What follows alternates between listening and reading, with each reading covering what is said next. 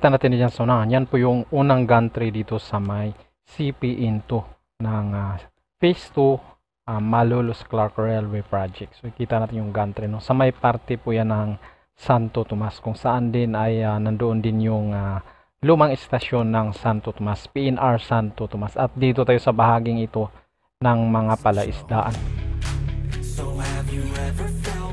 So dito matagal na nating naipanood, nakikita itong bahaging ito na andito nakalatag na itong mga box girder at yung mga poste.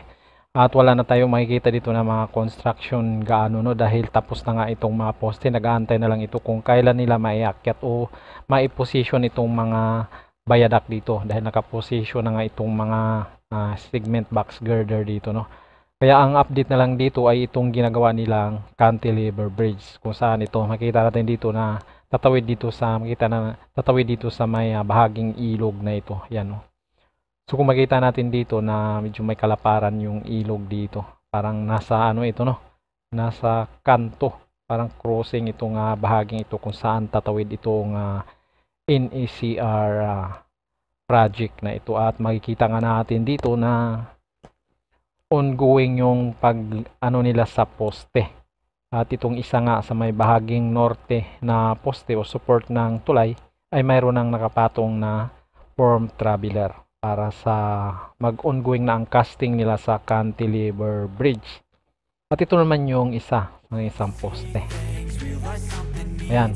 So yang makikita natin dito, yan, oh. So makikita natin dito na nandito na rin yung mga box girder at yung mga poste ditong bahagi ito ay tatapos na rin, no. At sa unahan, ongoing din ang pagtatayo nila sa poste.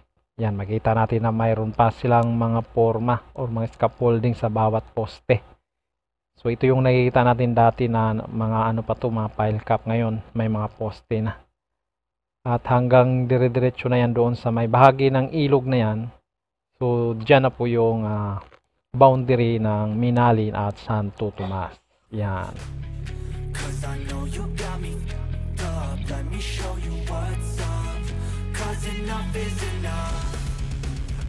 So kung makita natin doon sa unahan, yung pinaka mga poste doon, maaninag natin, yan na po ay sa may CP-IN1, Phase 2 CP-IN1, gawa naman ng Hyundai Migawai-dong joint venture. Yan. So makita din natin dyan na nandyan na rin yung gantry number 2 ng CP-IN1. At itong nakikita natin mga poste ay ito ay sa mga na ito, CP-IN2. Nagawa naman ito ng Acciona, Dailim at joint venture. Yan, kita natin dito na ito, tapos na nila ang mga poste sa parting ito.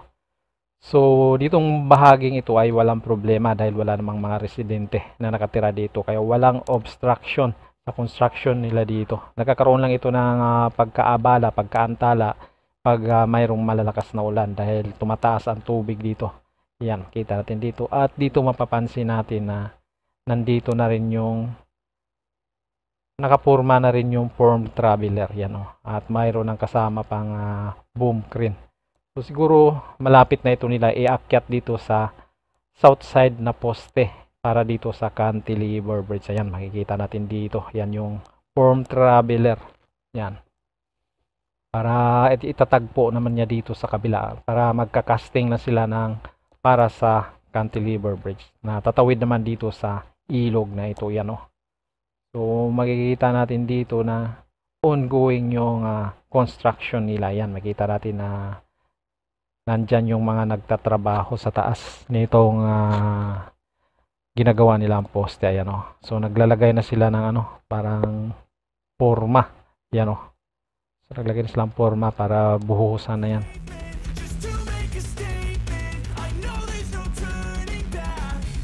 So ito po yung pinakaunang cantilever bridge dito sa CP-IN2, no? Dahil marami pa silang gagawin dito. Sila din ang gagawa ng yung extra dose bridge na tatawid naman doon sa may MacArthur Highway, yung bahagi ng Las.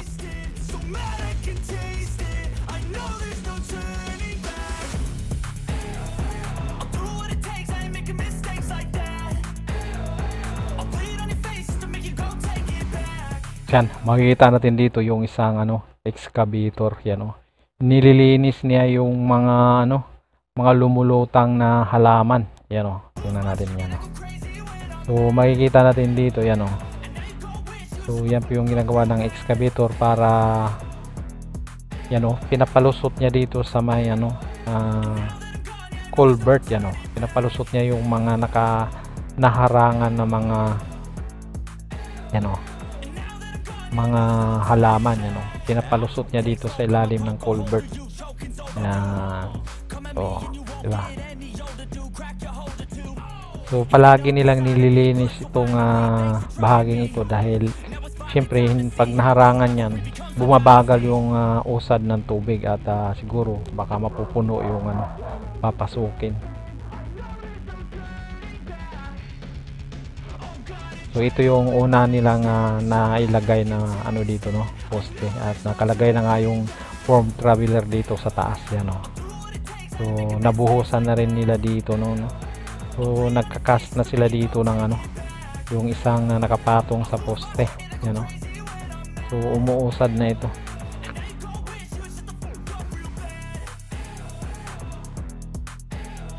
So ito po yung pinaka-latest dito sa may bahagi ng Santo Tomas yan So kung nakikita natin dito, ilang metro lang ang layo dito doon sa kung saan ay nagsisimula na sila ng pagbuo ng viaduct Nakailang span na rin sila sa may bahagi ng lumang Santo Tomas train station. So natigil nga sila dahil bumabakante o lumalaktaw yung mga poste nila. Yan, makita natin dito na at pagkatapos dito makikita natin tong isang span dito na dito nila kinakast yan So ito isang span din itong ginagawa nila dito viaduct yan So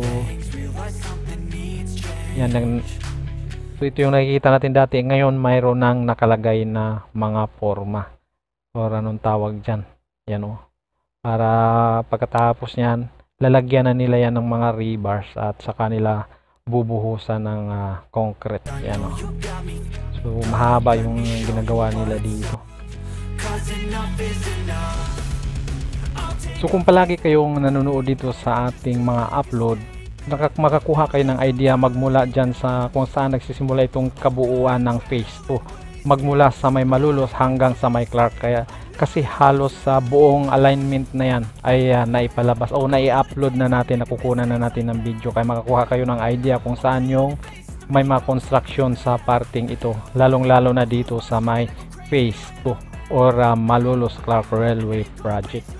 So makikita mo na kung saan banda yung may construction, kung saan banda yung wala pang galaw, magmula sa may bahagi ng Malolos hanggang sa may bahagi ng Clark. So panoorin yung iba nating video. Kung palagi kayo nanonood dito sa mga upload natin, makikita nyo na at ma-estimate nyo na kung matatapos ba ito sa deadline nitong NECR project.